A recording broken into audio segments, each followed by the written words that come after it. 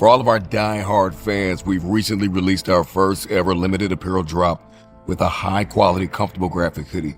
This hoodie will only be available while quantities last, and it's perfect for working out, staying warm this winter, and just everyday use. Head over to shop.motiversity.com to grab yours today. A lot of people, it's the expectation that destroys their ability to be successful because they expect to win on the first shot, and no one does. And so it's like, are you asking the universe to be unreasonable for you by expecting to be good on your first try? With 20 hours of focused effort, most people can be pretty decent at something, but most people spend years waiting to do the first hour. How can I decrease that action threshold and get someone to just embrace the suck?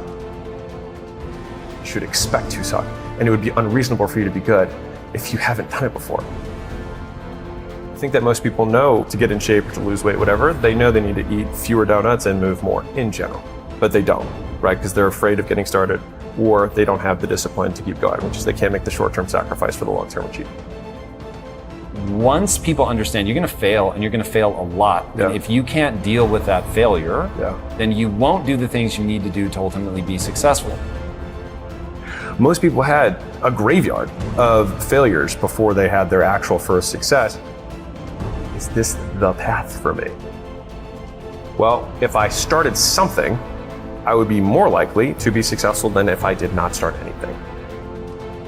Like when you squat, first time you squat, you're orienting yourself to your environment. You're barely actually squatting. You're just looking like you have a bar on your back. But you learn so much between that first rep and your 10,000th rep. You have to be, in my own language, willing to stare nakedly at your inadequacies. And if you can stare nakedly at your inadequacies, then you can actually get better. I think most people have a dramatic underestimation of how much volume it takes to be successful, right? They're like, okay, I should go on 5 dates and then find the girl I'm gonna marry. Like, what if it was 500? Do not cast power to your excuses. Own your circumstances, because no one else will. I think the difference between rich people and poor people, successful people, not successful people, is the degree to which they give power to their circumstance. When I say these beliefs, I don't say these as an affront to anyone who shares different beliefs, to be clear. But for me, a very core belief that has been, I think, intrinsic to at least the material success that we've experienced has been a belief that meaning is self-ascribed. There is no inherent meaning in the things that we do, or the actions we take, or the outcomes that happen, but only that which we ascribe to it. So because of that, I feel like it's allowed me to achieve the things on the other side. I think it's allowed me to reframe a lot of the discomfort into, what if this just is how it always has been? Or what if this is actually amazing? And what if this is exactly what it should look like? And so I think a lot of times it's the discrepancy between our expectations and reality that shape the emotions that we have in response to any given situation, bad, good, etc. And so I think a lot of people can't control their state, and we deal with this with a lot of the portfolio companies is, there's a big percentage of time where they're stressed and they think there's something wrong with them. And so I feel like a lot of people feel like there's something wrong with experiencing human emotions. It's my belief, it is contrarian, I accept that it's the beliefs we have about our emotions that are the things that drive us mad.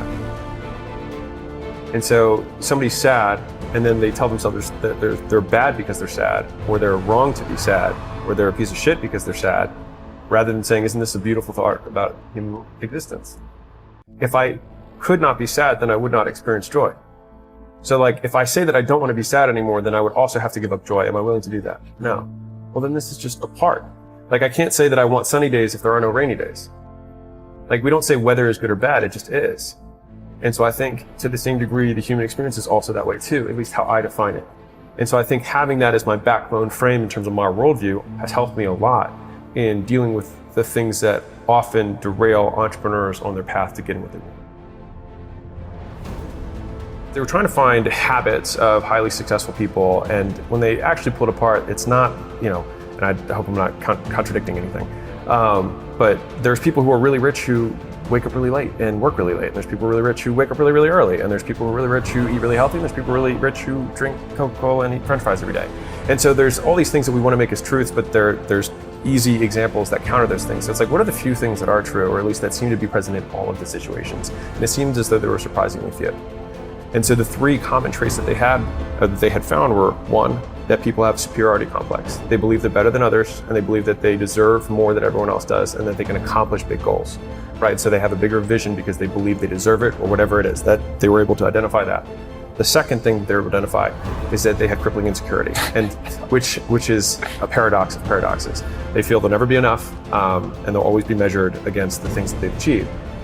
And so you've got this crazy dynamic between they think they're better than everyone, they think they deserve more, they want to go after this big hill, and at the same time, they fear they'll never be good enough, and they'll never actually achieve it, and they actually suck.